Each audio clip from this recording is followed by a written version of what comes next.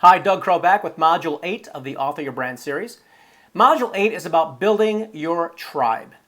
Now, there's a lot of confusion in the world about tribes versus lists. We'll get into that in specifics in the module, but I want to encourage you at some point to join our tribe of other authors to help share reviews, ideas, comments, and to get a whole lot more information, education, but mostly to get more results for your book and your message. Let's get started.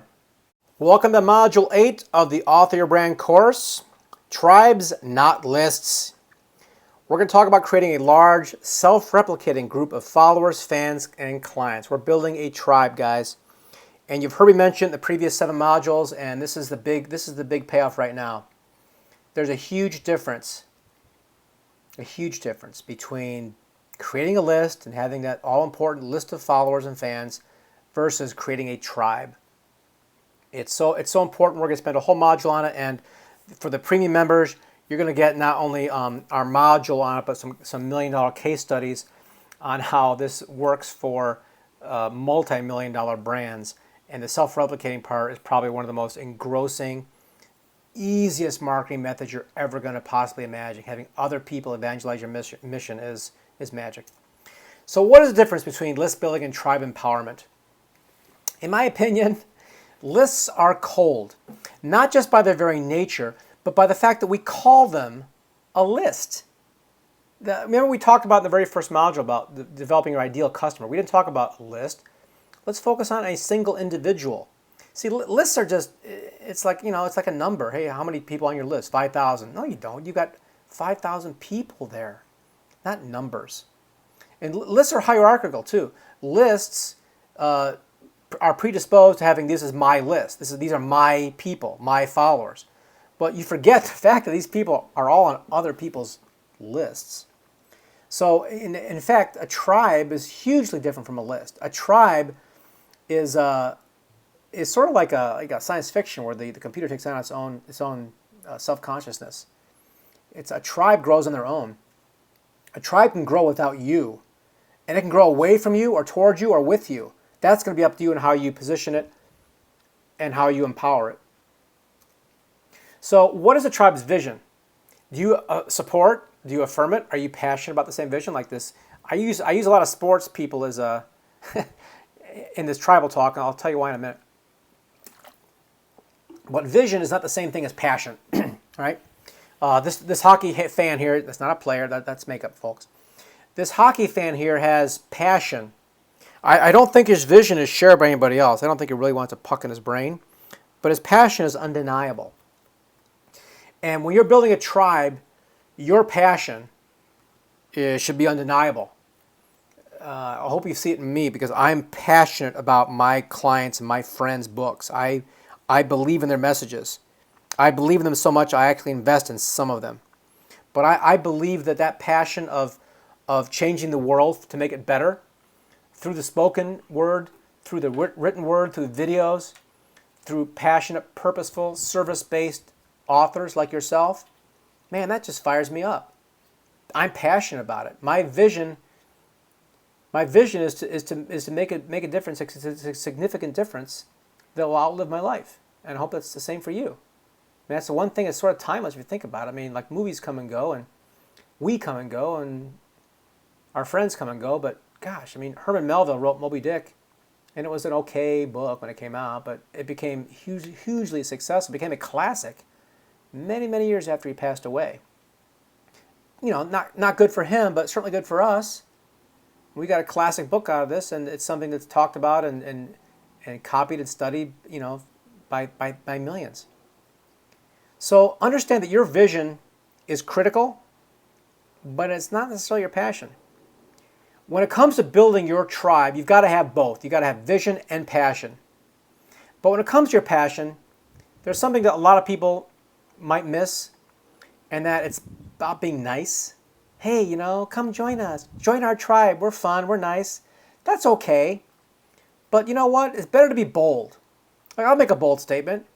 I've talked to a lot of my clients, and when they come to me with their idea about, I've got this story, and this happened to me, and here's how important. And I was kidnapped, and my 2 sisters died of cancer, and this happened to me, and I'm like, okay, And they might have the most harrowing, gut-wrenching story on the planet. But if there's not a point to their story, I will look them straight in the eye and say, I'm amazed at your story. It's impressive. But unless you've got something to change my life, I'm not interested in publishing your book. So my boldness is not always so nice, but I believe what I'm talking about. And I believe that you can change the world by helping people change themselves, but you can't do that through just a cute story. You've got to have purpose behind it. I'll give you an example. One of my friends is Gary Goldstein. Gary is a producer of the movie Pretty Woman. He also produced Under Siege, Steven Seagal movie, action movie. Pretty cool. And, you know, it's a living he did for quite a while. Very, very good at it, obviously. But he was very moved by one time where he was at a conference and this officer from the Navy came up to him and said, Mr. Goldstein, you produced Under Siege? He said, yes, I did. He said, did you know, sir, that after that movie came out, something significant happened? And he said, yeah, what was that? Well, remember the movie? It was about these guys, these terrorists that hijacked a nuclear Tomahawk missile off a battleship. Yes. Well, my job before the movie came out was the nuclear safety on naval vessels. And we were prepared to decommission a huge amount of security protocols on all of our ships because we didn't think they were at risk at all. And after your movie came out, they canceled that initiative. And we actually increased the security on naval vessels for the United States. So here we have a fictional movie impacting military policy. That's bold. All right, that's making a statement, and it's creating real change, and it's fiction creating reality, basically. So when it comes to your book and your passion and your boldness, be bold, and understand that your boldness comes with emotional underpinnings, and you've got to create feelings in your tribe. The tribe's vision has to have feeling, and that will give it power. Engagement is a critical component of tribes. Without engagement, you've got a list, and that's no good. How do you start that? You're going to have to be the spark to get started. If you're building a brand new tribe, you're going to be the spark to get things started. There's no way around it. You will not be the fuel. You will not be the smoke. You're just a spark to get it started. You're that first silver ball that gets the clickety-clack going. Because what you're going to do is once you get started, once you spark the movement, once you spark the idea and the passion in your initial small tribe, you're going to instantly encourage other people to carry the mission forward, to be leaders. Say, yeah, join me. Share this book. Share this message. Come be on my board of directors. Be a mastermind. Let's do this together. And ask questions. Say, hey, how could you help me do this? Remember, the human brain is incapable of not answering or trying to answer a question. So when you've got a tribe of even just your first 10 or 50 followers, ask them, hey guys, what would you suggest I do to help further my mission and get more of these books out and get more of our message out to more people? They will have great ideas. Not all of them, of course, but when you do, you'll recognize a good idea from a poor one. And you should use it and give that guy credit, because that is encouraging other leaders and other leadership, and it'll encourage other great ideas. See, tribes have to be flexible in every aspect. When you let go of leadership without letting go of your vision, your tribe is magnetized. They're gravitating to you. Okay, your vision for your tribe. I don't want to confuse vision and path here. Okay, your vision is I can see a world with no whaling. Okay, where the whales are no longer hunted by any country on this planet. The path to get there, I'm not sure of the path. Right? I'm not sure if I've got to go lobby the International Whaling Commission or go get on Sea Shepherd and get in front of the Japanese whalers. I don't know what the path is. I just know my vision is a world free of human beings hunting whales. And the path is always going to change. There's an old saying in the military that best laid plans go asunder as soon as the first shot is fired.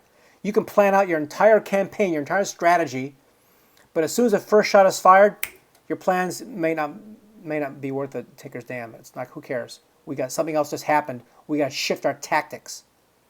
So don't plan too specifically. And when you recruit more people to help you, that's where it will help you out. Because when you have more people evangelizing your mission and being leaders in their own right, their plans, some good, some not so good, will help carry things forward regardless of the things that sideswipe you, of the interruptions and the setbacks and the hurdles and the obstacles. You'll get a lot more done with a dozen leaders than a single one. And sometimes it was, oh, a dozen, how can you manage a dozen leaders? Well, you don't. When you create a tribe, the only thing that's unchangeable is the vision, right? And you all agree on that. It's just the manner to get there might take more than one direction. And it sounds a little loosey-goosey. What if I got one guy going left, one guy going right? It's okay. If we have a shared vision, it doesn't matter. Because they can both get there, or one of them get there, or neither of them get there. It doesn't matter, because the vision is unchangeable. And another way to encourage your tribes is back to the content of your book. You've got to have a story. And your story combined with other people's stories, it exponentially grows your tribe. I'm going to use a case study here of a movie that came out called The Cove. All right, it won an Academy Award for a documentary, and it's a story.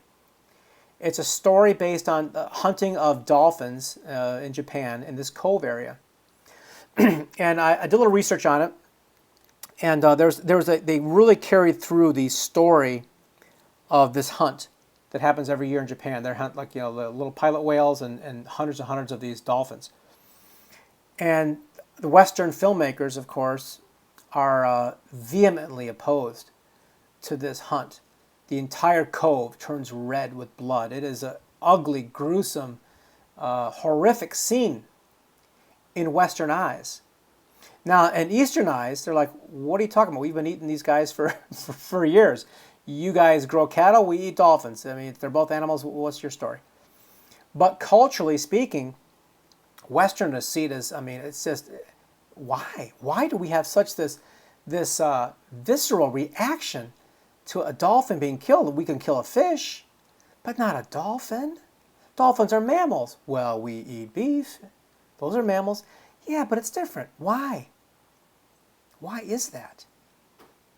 Well, the reason is based in our culture, and it's based in our media, because the guy who actually created was one of the fundamental producers of this project, also was a trainer for a TV show in the 60s called Flipper. Flipper was a show about a dolphin in Florida, and the young boy was a friend of his, and it was a great TV series about this dolphin who, could communicate with humans. It brought Western society's awareness of this mammal into the limelight, unlike Disney could ever do. I mean, this dolphin had a personality. It was like Lassie. It saved lives. It went and played catch. It squeaked. It gave us a perception of this species that was so humanized that it's in our cultural lexicon. We cannot get this idea out of our head that dolphins are not just mammals. They're one of the most intelligent ones, and they're close to us. So we see it as brutal, and a lot of people see it as a very brutal act. And the more this story is shared with other people, the more it gets shared by those. And if you look in Wikipedia under this thing, you'll see a whole lot of citations of other people connecting to this. And that goes back to the SEO aspect of your book, which we'll get to in the premium version of your membership, where we actually teach you how to use Wikipedia, how to use some very specific tactics with YouTube to get your mission and your passion and your purpose and your book out into the world. It might not be an Academy Award value proposition for your project, but we can get pretty darn close. So take a look at that if that's of interest to you. Exclusivity. In tribes, there's always room for like-minded people, provided that we exclude everybody else. Huh? Yes. Exclusive is a wonderful thing. A tribe can be easy to join. You can join my tribe for free. I'd love to have you join as a membership and get our free newsletter. Go to my blog, go to our Facebook page. Everyone is welcome there. Now, there are obviously exclusive memberships for people who want to engage with us at a much deeper level and get most of the work done for them. There's some exclusivity there, and those people are vetted. We don't take on projects where the book doesn't make sense or we don't think there's a chance that it can actually go anywhere. We actually have real conversations with our authors before we invite them to our exclusive tribe. But our general tribe, open to everybody, because our clarity of vision is sound. Being contrarian, I believe, is a good thing. Being contrary to conventional wisdom is what shakes up a populace. It's what captures, obviously, attention. And quite frankly, if it's a contrarian viewpoint that has merit, like it makes sense, it's even more powerful. So being contrary is good, and even bad news, sells. Matter of fact, quite frankly, bad news sells more or sells better than good news. So I'll give an example here. I had a client who had a book about happiness, how to be happy. A lot of people are not, so it's a good idea. There's plenty of people suffering from depression and not being happy in the world. And her book was all very flowery and sweet and nice and happy. Here's how to do it, and here's the little sound bites and what tools you can use and all that great stuff. I'm looking over her materials and I'm bored to tears.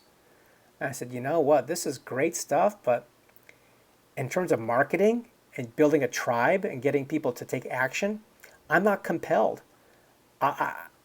You need to actually, what I recommended her, what she should do is subscribe to a news alert service. You can go to Google News and get these already automatically for free to your phone right away. And it sounds a little sick, I apologize, but I said you need to set up an alert for celebrity suicides or something where there's a clear public outcry when depression takes the ultimate bad course. And then you come out as the expert about how that person could have prevented that by employing your tools and reading your book and doing and using that bad news to sell a good idea is my point. Because bad news sells, that's what gets people excited and looking at stuff and stopping at car wrecks. But when we can turn it around to our advantage and make a positive change for the better, then I believe it's okay to leverage bad news for good intentions. And when it comes to building a tribe, one thing that you got to release the reins right away, man, because control is a total myth. List building, yeah, you can build a list, you can screen your list, you can have people unsubscribe, you can unsubscribe them. But tribes, man, tribes are empowered.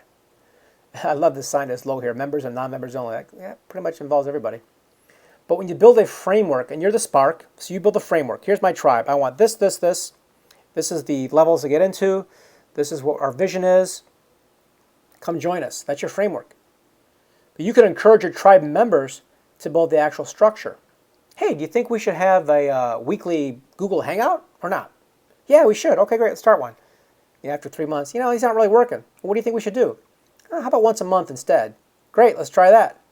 When you encourage your tribe to build a structure, they're not just participants. They're members. They're builders with you. Everybody wants to belong to something. The reason those crazy fans paint themselves blue is because they're fans. They want to belong to the winning team. They're passionate about their vision. And when other people are passionate about it too, they've got commonality. They're together. They're part of the tribe. Okay? I'm pretty sure I'm making my point here on that. When you build your tribe and you provide education like we do here, it must be open. Some education course you can charge for like I do, that's fine, but give a lot of it away like we're doing. You want to build your tribe by teaching and by helping others teach others. Visionaries teach, marketers sell. You're going to be both. There's nothing wrong with that. But to start by being a visionary, and you can end up being a visionary. And your passion, your purpose, your tribe will grow exponentially based on your service and how well you service, how selflessly you service. And to a larger extent, how well you can engage your tribe and give those people, put the spotlight on them, focus on them, give them the significance that all human beings crave. Once you do that and give them, hey, you know what? We have other people in our community who've done books I haven't done, who know something I don't know. I want them to teach you. I want to share this stuff. When you go to our Facebook page, facebook.com/author your brand, join and comment on stuff. Add your book. Ask questions. Engage each other. And that exponential education will help everybody. A rising tide truly does lift all ships. So in conclusion of this, I guess the basic point again, I used this slide twice in this program because I really like it. I like Seth Godin because he talked about tribes in his book, and he's probably one of the most brilliant tribal leaders in this industry. But you should start blogging. And if you haven't started today, you better start yesterday. That's a joke. If you haven't started yesterday, start today. Create your tribe. And more importantly, after you create your own tribe, join other tribes right away. That's where you will get a lot of your members. You're not stealing, you're sharing. Because nobody belongs to just one tribe. Every human being belongs to more than one. And if you enjoyed this and found value there, there's an upgraded version to this tribe. And I encourage you to get more information on that. If you've gotten information based on this thing, just go ahead and join us. We'd love to have you on the other side to get a lot of this stuff done for you. You figured out by now that creating your book is not going to happen overnight. These people who purport to write a bestseller on a weekend haven't done it. And there is no such thing as a bestseller on a weekend. And a bestseller is a myth anyway. I want to build my tribe. I want you to build yours.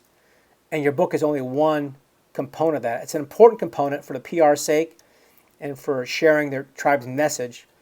But getting it done is going to take some serious thought, not whimsy. Not, oh, here's my book idea, here's my SEO, here's my keyword, write it out, hire it out, get it done in a weekend. That's not going to have any depth or thought behind it. Do a good job with your book. Do a really good job with it. No amount of marketing is going to fix a mediocre book. So if you want help with that, come join us. I'd be happy to help you more and do a lot of this heavy lifting for you. Our premium service is done by interview only. We only take a very limited number of those on a quarterly basis. But that service, it does everything for you. All you have to do is talk to our journalist, and within about 100 to 120 days, your book is done for you. So give us a call, send us an email, join our tribe, ask questions, see you on Facebook, see you at the conferences, see you in print, see you on TV. This is Doug Crow, and I encourage you to build your tribe and get your book done.